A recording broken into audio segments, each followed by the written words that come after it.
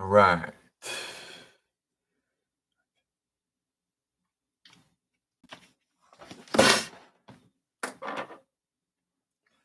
Good morning, team.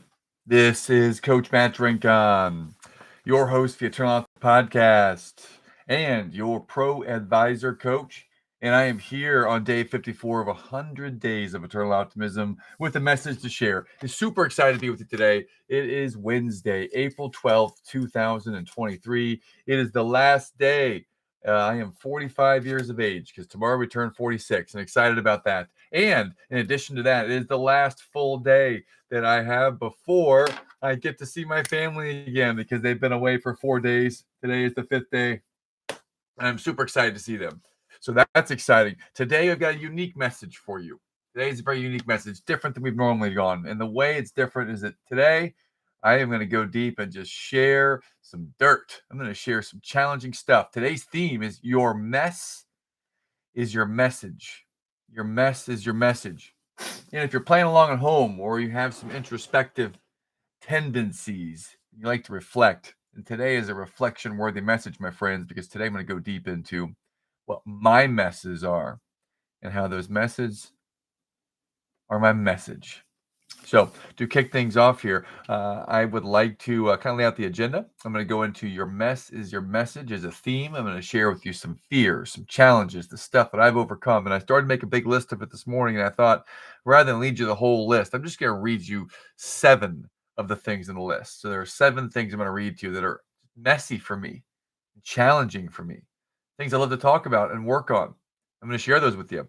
After that, I'm going to talk to you a little bit about tomorrow and turning 46 and some new goals on the new horizon for this Eternal Optimist. So, to kick things off, as we dive in and get started, first of all, be sure to go to the Eternal Optimist podcast and go ahead and listen to your next episode. Or if you've not listened yet, listen to your first episode. When you're done, rate and review it on Spotify or on Apple or wherever you are. It means the world to me, and I appreciate you very much. All right, so that's number one. Now that public service announcement is out of the way, it is time to share the message of the day. So here's where this originated, and I journaled out, so I'm going to do some reading to you this morning. Where this thought originated, your mess is your message. It came from a place where I was listening to a friend of mine by the name of Ned Shout. He has a podcast called Rebel and Create. It's for fathers. It's for fathers because he created it to talk about being a great dad and how he's working through just being a dad. And he had a guest on named Skylar. And this was right around I think this is around February. Not February. It was October last year. In any event, it was a guy named Skylar, and one of the themes he wrote down, and I take notes, I got my cell phone. He said that your mess is your message. So that inspired me to just start writing. What are all my messes? And this is how it came out. So I'm going to read these such messes to you, and you can play along at home if you'd like to, team. What are your messes? Well, here are mine. And the first things I started to write down are things that I feared. And I wrote down 7 things that I feel are messes or regrets or challenges, and I want to share them with you. And these aren't necessarily things that are still present today. Some of them might be, and I'll share it all with you because this is my message, and I feel that you will get some value from this. Whether you are a parent at home, civic leader, you are a business owner, you're a producer, you're in operations, you're in IT. It doesn't matter where you are. If you don't have a job, if you don't have any kids, if you are at the end of life, beginning of life, on the age spectrum, doesn't matter. Every single person out there has mess. Every single person out there has fears, challenges to overcome, my friends. And here's how we start to do that. Start to overcome those by first identifying them, being very aware of them, and then 2, making the strategy to accept them and move forward with them, not being weights that hold you back. They're not anchoring you down to the depths of the ocean. No, these things right here, these challenges, these fears, these are the things that educate us and teach us how to move forward. So here are my messes. Number 1, I wrote down feared talking to girls. Feared talking to girls. That was the first thing that came up. Why? Well, I believe that was one of the defining things for me. I remember back in high school, junior high, high school, college, that was one of the big fears, or since the theme is your mess is your message, that was my mess, is that my internal self-confidence when it came to talking to girls was not there. Not there so much back when I was in junior high, high school, and college. It wasn't there. It may have seemed like it was there. And once I got comfortable with someone, then it was definitely there. But walking into that new room or walking into the fraternity house or walking into a place and then meeting or seeing, a girl, no, I fear talking to girls, deathly afraid, or just I avoided it. Or I let myself into the position where if it were very intellectual or if it were sports related and they came up and started talking to me, oh, piece of cake, I could talk to them, no problem. But what came to me initiating conversation, that was very challenging for me. Fear of talking to girls, right? So that was number one. And that went down. In fact, what I might do is I might just share a story for each one of these. Let me think of a story. Yeah, I do recall a story. I remember when I was I think I was a junior. I think I was a junior. Yeah, I was a junior in college.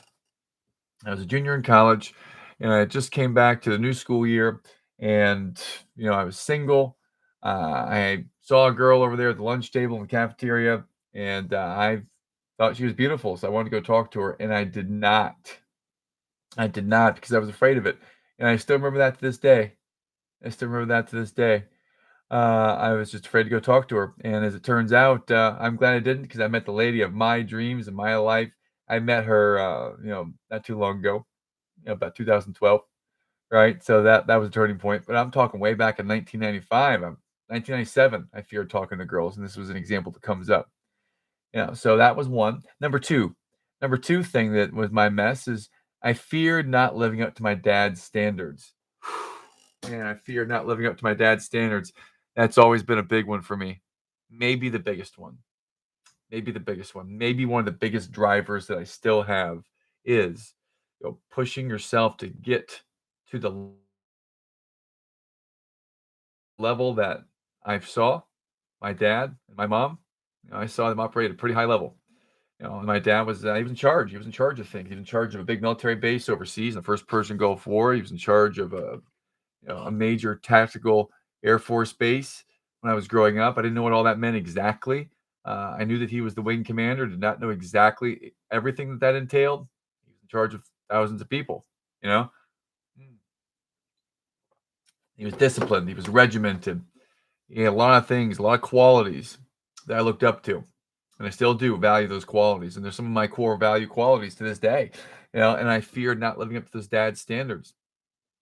And I'll go deep into one specific example. I remember on the way to I'm going to go way back in time to 2004.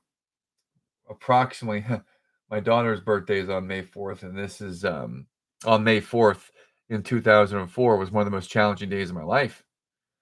I was on the way to my grandmother's wake. She passed away. She lived a couple about 3 hours, 3.5 hours away, straight west from where I was living at the time, Columbia, South Carolina. And I had to drive over there to go to her wake. And on the way to going to her wake, I got pulled over for speeding. And as it turns out, this is 19 years ago. I can see it just as clear as day now. So 19 years ago, I got pulled over for that speeding ticket. As it turns out, I didn't have my proof of insurance on me. In the state of Georgia, Jefferson County, Georgia, you got to have that. It's the law. You've got to have your proof of insurance on you. And I was a very responsible business owner, and I was pretty irresponsible when it came to my own documents and pieces of paper and official statements and my proof of insurance and having it on me. I didn't have it on me. I had insurance, just didn't have it on me. And come to find out, I hadn't re-registered my vehicle when I moved to a new state of Columbia, South Carolina from North Carolina earlier. So my registration was out of date. My proof of insurance was not on me, right? And um, I'm driving around in a car that has an expired license plate. And these are all things that I did not even pay attention to and see. Let's say I get pulled over and in Jefferson County, Georgia, in a little town called Louisville or Louisville. I don't know how they say it. In that little place 19 years ago, they pulled me over and they took me to jail. I had to go sit in there for 6 hours in a cell with a bunch of interesting people. That was very interesting. The thing that was most challenging for me, it wasn't being afraid of being in jail. It wasn't anything of that nature at all. It was the fear of that look that I know I was going to get in my dad's eyes, my mom's eyes when they saw me. And that was a major fear. Your mess is your message. Your mess is your message. And that may be a major reason why responsibility and being so prompt and being so on it with regimented and discipline, that may be why it's kind of locked in. Is that one experience in my life, that one look that my dad gave me when he came to pick me up from jail, right? That was one of the moments that I will always remember that I know I let him down. And it's interesting because I remember when I was sitting there in the jail, in the county jail. I'm sitting in the county jail, and I'm sitting in there with a number of people. There are 4 or 5, 6. There are 6 other people in this cell, and they're all interesting in their own way, I suppose. I didn't have much conversation with them. I'm in there, and this is rural Georgia. I'm in there with these 6 African American dudes. 4 of them are together, like they're like in a little group, clique, gang, or whatever. I don't know what they are. They're all together though. They're all over there in the same bunk. Then 2 of them, other ones are the other 2 dudes. One of them's going through withdrawal from something, some drug or something, right? And then the other one was just kind of by himself, but he had a real mean look on his eyes, right? So I'm there in this cell, and all I can think about, not thinking about myself, not thinking about all these dudes around me. I'm thinking about, man, I am gonna let my mom and dad down. That look they're gonna give me when they come pick me up, that is gonna be, man. So I asked the officer before I went in there, I said, "Can I get a legal pad and a pencil?" And he gave that to me. So I walked in that cell, and I didn't make a whole lot of eye contact, didn't do a whole lot of networking. What I did do is I wrote a 6-page letter to my mom and dad, apologizing, right? Your mess is your message, not living up to my dad's standards and my mom's standards. Those are 2 things that have really been drivers. And I've been a mess over this in my life. Number three, I wrote down feared upsetting and hurting my mom. I fear upsetting and hurting my mom. And that's just another example on a different way. For dad, it was living up to his standard. For mom, she's got the kindest heart in the world. It was upsetting mom that was the most painful thing and challenge for me and a mess, right? It was upsetting mom. So I decided that, man, I don't want to upset mom. And my role with my mother over time has shifted. It was once baby, and then the younger years, and then the teenage years, and then adulthood, where I became an absent son for about 6 years, and then it's getting that relationship back and reconnecting with it. So that was a message, your message, feared upsetting and hurting my mom. I'm gonna keep rolling here. Number 4, feared offering feedback or any type of criticism of any kind to my wife and not being transparent with her. That was something that was challenging for me in the very beginning of our marriage, and it's still no picnic, because I can tend to be, as a recovering perfectionist, I can tend to be really critical, nitpicky, especially of myself. But when I try to offer feedback, somehow I do it really well with clients. I'm not able to do it in my personal life that great.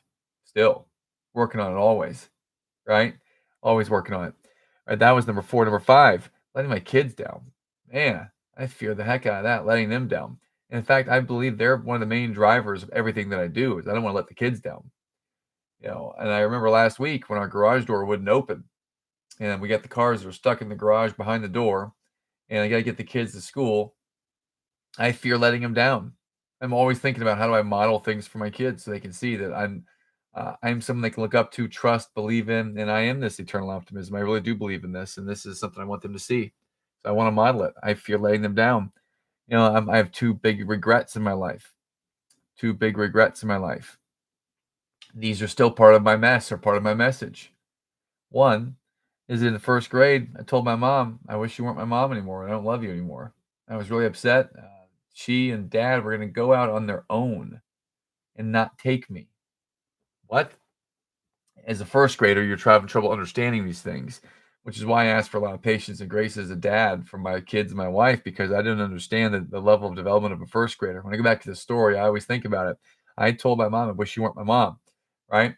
Your mess is your message. So this is the 1st regret that I can think about in my life. I have a 2nd regret. The only 2 regrets I have in life. The first one was that one. The second one was yelling. It was yelling at my middle daughter when she was very young. It was just a loud voice, with my middle daughter when she was very young. And these are the regrets that I have. All the things that I just shared might be part of my timeline and my story, my mess. Where is your mess, my friends? Where is the place that you have a mess or you have a fear, you have a challenge? Write it down, because this place where you're at, whether you've overcome it or you have not overcome it, this is the place, this is the opportunity we have as eternal optimists to take these challenges and to learn whatever we can from them and to move forward with them. They move through us. They don't get lodged in us and stuck in us. When we learn how and we practice eternal optimism, we allow them and empower them to move through us. Okay, so I will wrap up with this. Who must I become in order to overcome and utilize these fears, these messes, these challenges, so that I might impact the world with this message, right? Well, here's one answer: the type of person who's able to see these things, to accept the feedback, to work on it, and to continuously strive to always improve and to be the best I can be for my kids, for my wife, for my family, for humanity in general, right? That's all it's about. That's what it's all about, my friends. Be able to work on that game, up the game, get better and better and better at it all the time for the betterment of humanity, for the betterment of the people around us. So I'm going to wrap things up with this. Tomorrow is a brand new chapter in life. Turn 46 tomorrow. 46. Man, where did that time go? They say it. They say it. The older people say it. There was probably someone that I was in my when I was in my college days or leaving college, I probably asked them for some advice. And that advice was probably around, um, just tell me about your experience in life. And a lot of people say it: time flies, time flies. Every day marches slowly, but over time it goes fast, man. Time is flying. The last day of 45. Very aware of all the messes, where are the challenges. I want to give you a sneak peek of what's going to happen the next year. Because the next year, 46, is going to be another breakthrough year like 45 was. 45 is. So here's part of what's going to happen. Tomorrow, a new coaching program begins. I've hired a new coach. Our classes start tomorrow on my birthday. Excited for that. It's the only thing I have tomorrow, or it's the last thing I have tomorrow. It's in the morning, done by lunchtime, and the family's home in the afternoon. So tomorrow, the new coaching accelerator class starts. I'm excited to be a student in it and to learn and to work on my game. Because at the conclusion of this 12-week program that I've enrolled in, that starts tomorrow, at the conclusion of that, I will be ready. I'll be ready to launch a new mastermind course, be ready to launch a new business and get things going to the next level. So excited to start my new coaching program with a new coach. In fact, I've hired 2 new coaches in the last week. Oh, look at this. Look at this. I see a message down there. Oh, my man Phil is present. All right. I never know if anyone's actually present. I don't know how to see if anyone is live. I can see like there's one eyeball up there. So good to see you, Phil. Excited. The last day of 45, man. Last day of 45 is today. And then there's tomorrow. Tomorrow we're 46. Got my first coaching call with my new coach tomorrow. Yesterday I hired a new employee. So got a new employee. Who is it? Well, I don't know who it is. It's a international teammate that I've hired. I've contracted an executive search firm to find and hire someone for me, and they're going to begin in 3 weeks. So excited for this. Excited for this. So I've got a new person coming on board the team. We've got the new coaching accelerator course starting tomorrow, where I'm working being coached. And then, just excited in general, team. Tomorrow is going to be that day. Hey, how are we spending the last day in 45? Well, I've got coaching calls till about 2 o'clock. And then I've got my monthly Tribe of Investors call today, which is a mastermind group. I get to be around a bunch of smart people that are good investors. Am I good at it? Heck no, man. I'm not any good at it at all. That's why I joined the group, so I can learn from it, right? If you're the least smart person in the room, then you know what? You're going to win, right? So I intentionally surround myself in these mastermind groups of people that are a whole lot smarter than me. So I'm going to get to soak in some knowledge today. And then I get to go to soccer practice. And my daughter's out of town. And it's spring break for the team. So I asked the team if they want to have soccer practice, and guess what? 2 people responded. So I'm going to soccer practice with two players of my team tonight, and I cannot wait. It's gonna be awesome. It's gonna be awesome. After that, I'm gonna go out for a pre-birthday dinner. I just finished my fast. It ended up being a 72 hour or 77-hour fast. A liquid only fast for 77 hours, dropped 11 pounds, freaking super focused, super energized. So feeling good, looking sexy, looking confident, feeling confident right now after dropping a few lbs and being this clear and focused. And then tonight, after all that, I come home and I continue to work on this virtual assistant course that I've been taking at night. I got a lot done at night, man. When the family has not been around, I'm not in there watching TV and hanging out and doing silly stuff. Even though if I did have my Xbox 360 hooked up, I would go and play, some zombie killing games. But I don't have that hooked up right now. So instead, I've been working on the game, and I've been working on this massive 3,000 piece puzzle, of which I'm about 2,000 pieces done. I got about 1,000 to go. And can I get that done before the kids and family get home tomorrow? I think so. So we're gonna work on that tonight a little bit, maybe tomorrow morning. Man, thank you for showing up today, everybody. It's gonna be a great, great, great, great day. Remember, your mess is your message. Your mess is your message. Own your mess. Learn how you can use it to your advantage. Learn how you can use that mess, that challenge, the regret, any of the stuff that's saddled you, that's anchoring you, holding you back. Learn how to use it to your advantage. Practice eternal optimism, practice reflection. Listen to this daily. And team, love you all. Make it a great day. Look forward to talking to you all soon. See ya. Instagram out. All right, YouTube. Still, nay a user ever watches this on YouTube. That's okay, baby. That's called growing. It's gonna take some time. And if no one ever watches it, I'm gonna be okay with that. I think someone will watch it that one. See ya. All right.